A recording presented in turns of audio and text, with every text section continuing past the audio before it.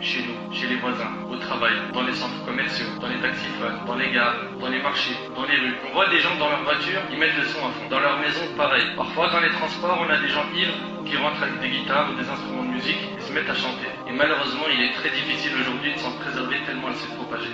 On l'achète à prix fort, on dépense de grandes sommes pour acheter les dernières chansons, assister au concert. Tu vois le jeune tout fier de sortir de la FNAC avec un nouvel album à la main, ou tout fier d'avoir téléchargé le dernier clip de tel chanteur ou chanteuse. Si tu demandes des informations sur les chanteurs, les sportifs, les acteurs, les comédiens, les jeunes peuvent t'informer sur leur vie entière, mais les compagnons du prophète sallam sont inconnus pour eux. Wallah al-Azim, nos frères et sœurs sont en perdition. Ils n'ont plus d'identité, plus rien de profitable à quoi s'accrocher. Les chanteurs et les acteurs sont devenus des modèles pour nos jeunes. Savez-vous ce qu'il y a derrière la musique? La réponse, une armée impressionnante de chanteurs, d'acteurs, de sportifs. Chaque jour, il y en a des nouveaux. Il y en a tellement qu'on ne les connaît plus. Et derrière chaque nouvelle star, des armées entières de fans. C'est les médias qui leur ont donné le surnom de star. C'est eux qui leur organisent des fêtes durant leur vie et des hommages après leur mort. Ils leur ont donné de l'importance, de l'honneur. Ils leur ont fait des films, des séries, des émissions pour que les gens les prennent comme modèle. Pour certaines stars, ils leur ont fait des statues pour se rappeler d'eux. Les médias en ont fait des héros et des martyrs après leur mort. Parmi les choses qui ont fait plonger notre communauté dans la musique, on a la mauvaise compagnie. Ils sont la cause de beaucoup de dégâts. En règle générale, ce que les jeunes donnent à leurs potes pour les soulager de leurs soucis, c'est des choses qui détruisent la foi. Cigarettes, joints, de l'alcool, de la drogue. Ou bien, il va lui dire, viens, on va voir des filles, on décompresse. Ou écoute cet album, il déchire. Mon frère, ma soeur, ce genre d'ami va te perdre, éloigne-toi de lui. Wallah, j'ai connu des frères, c'était des frères, masha'Allah. Wallah al-Azim. Ils venaient avec nous dans la mosquée, ils faisaient la salat. Et d'un seul coup, je le vois plus. Disparition. Et il avait la barbe, mashallah, il portait la sunna extérieure et tout. Il n'y a plus rien. Mais qu'est-ce qui s'est passé? Après, t'as vu, maintenant, je fais des clips. Et ça, et la mosquée, c'est pas compatible. La musique détourne de la religion. Éloigne de la religion. Ils n'ont plus à la mosquée, ils ne veulent plus entendre de rappel, ni même écouter du Coran. Sachez qu'il y a deux amours qui ne se réunissent point dans un seul cœur. L'amour de la parole d'Allah et la parole du diable. Regardons ensemble ce que disent les chansons et comment elles font l'apologie du haram et dénigrent la religion. Il y en a un, je ne citerai pas de nom de chanteur, c'est pas utile. Il dit, gros numéro 10, avant qu'Iblis ne me choisisse. Prie pour que les rivières du Styx, l'enfer, se refroidissent. Quelle vérité il y a dans tout ça?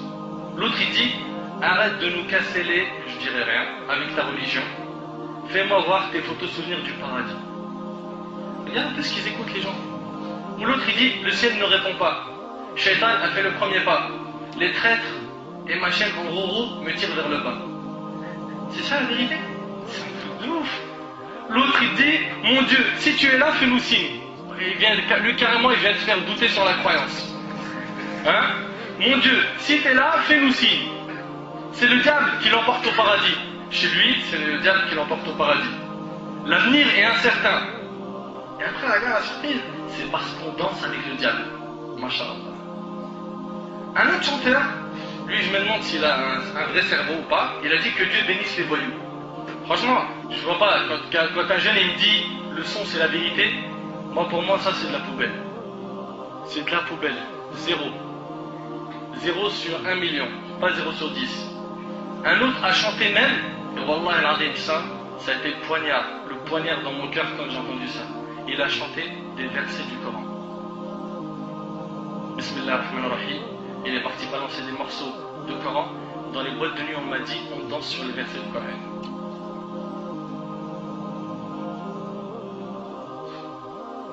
Danser sur le Coran.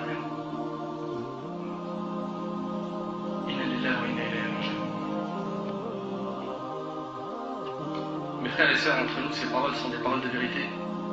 Avez-vous oublié qu'Allah subhanahu wa ta'ala a dit dans Surat al-Zumar, Surat 39, verset 23, Allahu nazzala ahsana al-hadith kitaban mutashabiha. Kitaban mutashabihan mathaniya taqsha'ru minhu juludu alladhina yakhshawna rabbahum. Thumma talinu juluduhum wa qulubuhum ila dhikrillah. Allah n'a-t-il pas dit, Allah a fait descendre le plus beau des récits. Ça me fait de la peine, Wallah, d'entendre que des jeunes peuvent dire, lui dit la vérité, alors qu'Allah il dit, Allah a fait descendre le plus beau des récits. Un livre dont certains versets se ressemblent et se répètent. Les peaux de ceux qui redoutent leur Seigneur frissonnent à l'entendre, puis leur peau et leur cœur s'apaisent au rappel d'Allah. Comment tu peux apaiser ton cœur avec les paroles du diable, avec le Coran du diable? avec les instruments du diable. Comment tu peux dire mon cœur s'apaise avec la musique alors que normalement c'est avec le Coran? Oui mais je comprends pas le Coran. C'est normal que tu es encore dans la musique. Chasse la musique de ta vie. Chasse la musique de ton cœur. Retourne vers le Coran. Il est rapporté par Al-Bukhari, il y aura certes parmi ma communauté des gens qui rendront licite la fornication, des gens qui rendront licite parmi ma communauté. Le prophète a dit parmi ma communauté, c'est-à-dire chez nous, vous allez entendre des gens qui vont dire c'est halal. Le prophète il y a 14 siècles il a dit il y aura des gens parmi ma communauté qui rendront licite. Au nom de quoi? Allahu a'lam. Qui rendront licite. Qu'est-ce qu'ils rendront licite? La fornication, la soie, le vin et les instruments de musique. Tous les instruments de musique. Après on s'étonne. Pourquoi on est humilié? Et quand tu parles de musique, ah c'est rien ça. C'est grave ya akhi al-karim. Il y a des choses qui nous paraissent vaines ou sans importance alors qu'auprès d'Allah ils sont graves. Il dit maintenant aux musulmans, imagine-toi dans cette situation où tu seras auprès d'Allah Azza wa Jalla le jour de Qiyamah, personne n'est avec toi, il n'y a que tes actions. Et Allah Ta'ala il te demande Lima sami'ta ma la yahillu laka sima'ahu. Pourquoi est-ce que tu as écouté quelque chose qui était haram? On a dit qu'est-ce qu'on va répondre? Est-ce qu'on peut dire avec Allah non mais mes amis m'ont conseillé de regarder ça, oh là la musique était tellement répandue, j'avais pas le choix. Quand Allah Ta'ala il posera une question, c'est déjà le hadith quoi ça me dit que man nuqish al-hisab faqad u'dhib. Elle dit quand Allah il pose une question, c'est déjà comme un adab. Elle dit que Allah il vous fasse reconnaître votre erreur. Pourquoi vous avez fait ça? C'est déjà insoutenable. Le créateur de l'univers, il vous fait une reproche sur quelque chose que vous avez fait, c'est déjà quelque chose d'insupportable pour un homme. Et donc, on a dit que quand Allah demandera à l'homme pourquoi vous avez écouté telle chose qui est haram, et khassatan spécialement de le jour, le degré de l'accès au péché par rapport aux oreilles n'a jamais été aussi présent. N'a jamais été aussi présent. La musique est présente, Allah al-Musta'an, partout. On a déjà dit, vous allez au supermarché, il y a la musique. Vous êtes dans le bus, il y a la musique. Vous allumez la radio, la plupart du temps, il y a la musique. Même si les infos, il y a la musique avant. Les GSM, les sonneries de portable, tout ça, il y a la musique, Allah al-Musta'an. Et deuxième chose, la musique de nos jours est de plus en plus attrayante.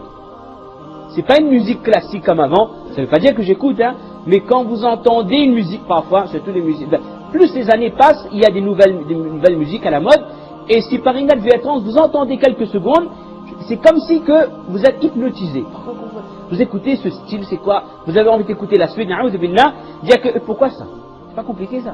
Parce que la musique c'est la voix de Shaitan. C'est un pouvoir qui a été accordé à Shaitan de détourner les gens du droit chemin par sa voix. Ça, c'est sihr, ça. La musique, c'est de la sorcellerie. La musique, c'est une sorcellerie qui hypnotise le cœur.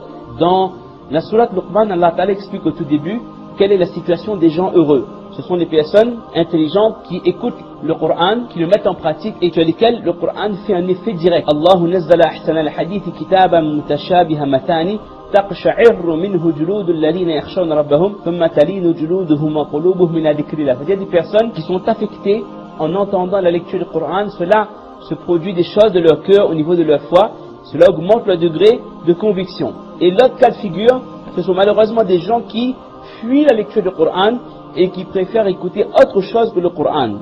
Ça c'est des gens malheureux.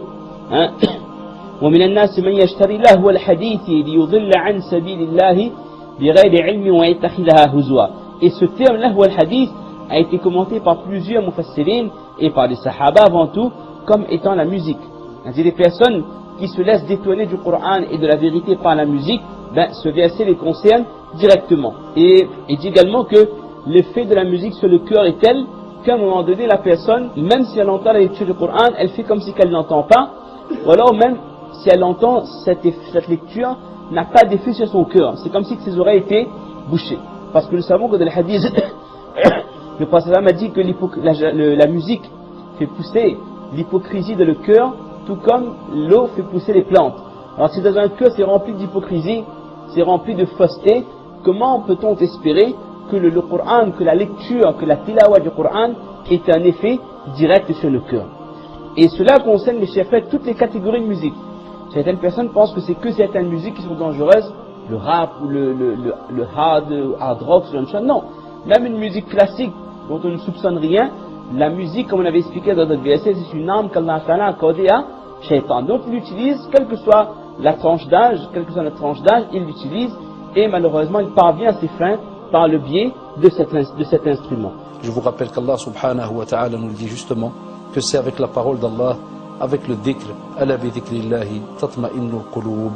Donc si jamais vraiment, cher frère ou chère sœur, tu veux que ton cœur s'apaise, dès que tu sens qu'il y a une angoisse ou qu'il y a quelque chose qui va un peu t'embêter, reviens vers le Coran et écoute et tu verras, wallah, et ton cœur s'apaisera, et non avec la musique qui va, subhanallah, te mettre sur un étage, dans un petit ciel là pendant quelques minutes, et puis une fois que le CD est terminé, c'est fini. Il n'y a plus rien, tu sens Allah comme un vide, et si tu avais, entre guillemets, rêvassé un petit peu bizarrement, ou tu as pensé à certaines choses néfastes ou autres, tu restes dans cet état avec plus rien entre les mains, et tu en seras donc questionné le jour du jugement dernier. Donc il faut absolument faire attention à cela, et Allah yazkoum bikhair, on a aujourd'hui beaucoup de choses qu'on est censé étudier et qu'on a délaissées, que ce soit le Coran, la Sunna et bien d'autres sujets. Donc faites votre possible pour profiter de ces oreilles qu'Allah subhanahu wa ta'ala vous a donné, de ce cerveau qui est capable d'étudier et d'engranger un tas d'informations pour revenir vers sa parole. Et comme l'a dit Allah subhanahu wa ta'ala, وَمَنْ أَعْرَضَ عَنْ ذِكْرِي فَإِنَّ لَهُ مَعِيشَةً ضَنْكًا. C'est-à-dire celui qui subhanallah délaisse ma voix, mon rappel, mon Coran, et lui prend un autre chemin. Wallah, il vivra d'une manière, mais vraiment remplie d'épreuves. Il vivra très très mal. Donc, Allah d'alikum, revenez vers le Coran, la plus belle des paroles qui vous a été donc donnée par Allah subhanahu wa ta'ala. Je t'ai laissé 30 ans, 40 ans dans Dunya. T'as voulu les désirs de Dunya, alors que je dis dans le Coran, les désirs c'est fait amer. C'est amer. Allah subhanahu wa ta'ala nous dit dans le Coran, les désirs de Dunya c'est amer. C'est qu'un laps de temps. Après c'est fini. Yawm al-Qiyamah, où tout le monde sera jugé, les gens verront l'enfer. Lorsqu'ils verront l'enfer, ils diront, oh mon Seigneur, les versets qu'on traitait de mensonges dans Dunya, on les voit devant nous. Ils voient quoi l'enfer? Donc n'écoutez pas n'importe quoi mes frères. Inch'Allah, il faut travailler sur l'iman, car la foi elle monte, elle descend. Il faut rester avec les gens bien, les gens qui souhaitent le bien, et non pas les gens qui souhaitent les mauvaises choses, les mauvais regards, les mauvaises fréquentations. Il faut faire très attention. Le prophète sallallahu alayhi wa sallam il nous a avertis de ces choses-là. Il faut se réveiller mes frères. Il y a le monde calme, wallah, il y a le monde calme. Les gens ils se rendent compte même pas. La musique c'est normal, les filles c'est normal, la fumée c'est normal. Allah il déhomme qu'Allah les guide, qu'Allah nous guide, qu'on pas dans ce chemin-là. Voilà quel mon frère, on doit réfléchir parce que on est apte. Les frères et sœurs, la communauté a besoin de vous. On veut que vous soyez comme les compagnons du prophète sallallahu, que vos cœurs soient attachés au Coran, à la prière, aux adorations. Les frères et sœurs, éloignez-vous de ces chanteurs et de ces chansons qui ne font que d'appeler à la perversité, à la vulgarité, au sexe, etc. Repentez-vous, tous, ô vous les chanteurs, et vous qui vendez de la musique avant qu'il ne soit trop tard, car après la mort, on n'a pas de deuxième chance. Le prophète a dit que chacun mourra dans la situation, ou plutôt ressuscitera dans la situation dans laquelle il est mort. Donc maintenant, à toi de te poser la question avec toute sincérité. Est-ce que tu n'auras pas honte de ressusciter devant Allah subhanahu wa ta'ala alors qu'Allah azza wa jal t'a fait mourir et tu écoutais de la musique? Est-ce que tu n'auras pas honte de ressusciter auprès d'Allah azza wa jal en écoutant de la musique? Tu écoutes de la musique et Allah azza wa jal te voit devant lui. Est-ce que tu n'auras pas honte de te trouver dans cette situation? Si après tous ces avertissements et ces preuves, vous préférez la voix du diable, le Coran du diable qui est la musique, sachez que le jour du jugement sera pour vous un jour de tristesse, de peine, de regret, de souffrance. Le seul problème, c'est que ce jour-là, il n'y a pas de deuxième chance ni de rattrapage. نسأل الله سبحانه وتعالى أن ينفعني بما قلت وأن ينفعكم بما سمعتم. هذا ما أعلم والله عز وجل أعلى وأعلم. سبحانك اللهم وبحمدك أشهد أن لا إله إلا أنت أستغفرك وأتوب إليك. جزاكم الله خير والسلام عليكم ورحمة الله تعالى وبركاته.